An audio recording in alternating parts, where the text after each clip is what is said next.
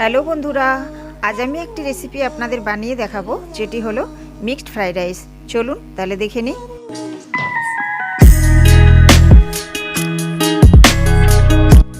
আমি এখানে 200-250 গ্রাম boneless chicken নিয়েছি ফ্রাইড রাইস বানানোর জন্য। এইভাবে আমি টুকরো টুকরো করে ছোট ছোট করে কেটে নিয়েছি। এবার আমি এটাকে ম্যারিনেশন করে নেব। তার জন্য আমি এখানে আদা আর রসুন একসাথে আমি পেস্ট করে নিয়ে একটুখানি দিয়ে দিচ্ছি। আর দিয়ে দিচ্ছি এই ছোট চামচে 1 চামচ মরিচ গুঁড়ো, আর একটুখানি সোয়া সস দিয়ে দিচ্ছি, আর একটুখানি ভিনেগার দিয়ে দিচ্ছি আন্দাজ অনুযায়ী লবণ। এবার আমি এটাকে একসাথে সব মিক্সড করে নেব। আধ ঘন্টা থেকে 1 ঘন্টার জন্য ভালো করে ঢেকে রেখে দেব। এখানে আমি 250-300 গ্রাম চিংড়ি মাছ নিয়েছি। চিংড়ির সাইজটা একটুখানি বড় আছে, আপনারা চাইলে একটু ছোট সাইজেরও নিতে পারেন। এটাও আমি এবারে ম্যারিনেশন করে নেব। তার জন্য আমি একটুখানি দিয়ে দিচ্ছি আদা আর রসুনের পেস্ট, আর দিচ্ছি একটুখানি কাঁচা লঙ্কা পেস্ট, সোয়া সস দিয়ে দিচ্ছি একটুখানি গোলমরিচের গুঁড়ো দিয়ে দিচ্ছি, আর আন্দাজ মতো একটুখানি লবণ দিয়ে দিচ্ছি। সবশেষে দিয়ে দিচ্ছি আমি আধা পাতিলেবুর রস। আপনাদের কাছে পাতিলেবু না থাকলে এর পরিবর্তে একটুখানি ভিনেগারও দিয়ে দিতে পারেন। এবার আমি সব একসাথে ভালো করে মিক্স করে নেব। ভালো করে মিক্স করে নিয়েছি। এখন আমি ঢাকা দিয়ে দিচ্ছি আধ ঘন্টা থেকে 1 ঘন্টার জন্য। ফ্রাইড রাইসের ভাতটা করার জন্য আমি এখানে একটা ডেকচিতে করে একটু জল দিয়ে দিয়েছি, একটু বেশি করে। এর মধ্যে দিয়ে দিচ্ছি একটা তেজপাতা, 2টো দারচিনির টুকরো, 2-3টে ছোট এলাচ, আর দিচ্ছি 2-3টে লবঙ্গ।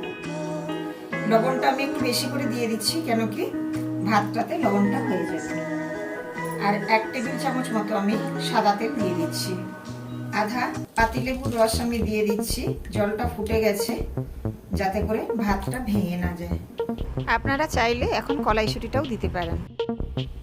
এখানে আমি 400 গ্রাম বাসমতি চাল নিয়ে ভালো করে ধুয়ে নিয়ে 1 ঘন্টার জন্য ভিজিয়ে রেখে দিয়েছিলাম। ওটা এবার আমি এতে দিয়ে দিচ্ছি।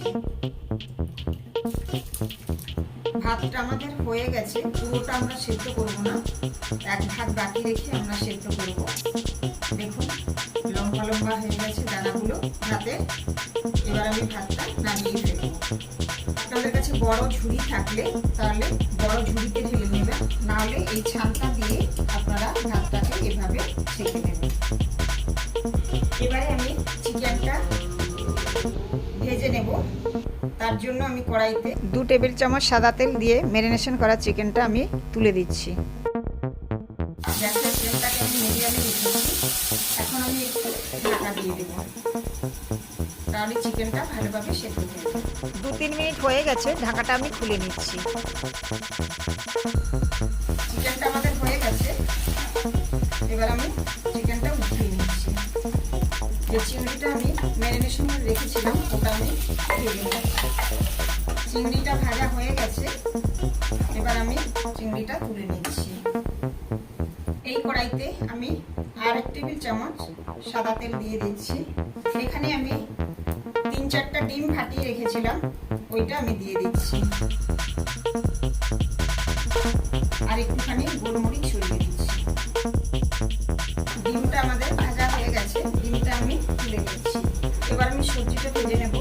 3-4 টেবিল চামচ সাদা তেল দিয়ে দিচ্ছি। এখানে আমি একটুখানি রসুন নিয়ে ছোট ছোট সরু সরু করে কেটে নিয়েছি, আর 1 টুকরো আদা নিয়ে ওটাও আমি ছোট ছোট সরু সরু করে কেটে নিয়েছি। 3টে কাঁচা লঙ্কা নিয়ে মাঝে চেরা লাগিয়ে নিয়েছি, আর একটা বড় সাইজের পেঁয়াজ নিয়ে আমি টুকরো টুকরো করে কেটে নিয়েছি। এখন আমি এগুলোকে সব ভেজে নিচ্ছি। রসুনটা দিয়ে দিচ্ছি আমি। এবার আমি আদাটা দিয়ে দিচ্ছি। এবার আমি পেঁয়াজটা দিয়ে দিচ্ছি, কাঁচা লঙ্কাটাও দিয়ে দিচ্ছি। মশলাটা আমার ভাজা হয়ে গেছে। 2টো গাজর নিয়ে আমি এরকম ছোটো ছোটো পিস পিস করে কেটে রেখেছিলাম, ওটা আমি দিয়ে দিচ্ছি। 200-250 বিনস নিয়ে ওটাও আমি ছোটো ছোটো করে কেটে নিয়েছিলাম, দিয়ে দিলাম। একটুখানি ফুলকপি নিয়ে ওটাও আমি এইভাবে ছোটো ছোটো করে কেটে নিয়েছিলাম, ওটাও দিয়ে দিচ্ছি।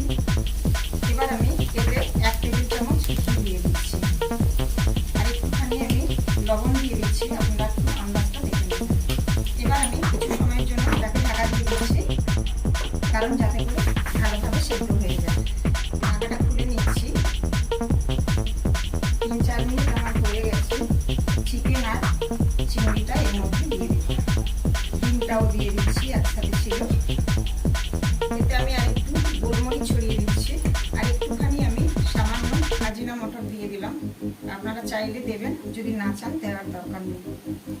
এটা আমার ভাজা হয়ে গেছে, এবার আমি এতে ভাতটা দিয়ে দেব। এতে আমি একটুখানি চিনি দিয়ে দিচ্ছি। 1 মিনিট হয়ে গেছে, আমাদের মিক্সড ফ্রাইড রাইস রেডি হয়ে গেছে। এবার আমি এটাকে গরম গরম সার্ভ করব।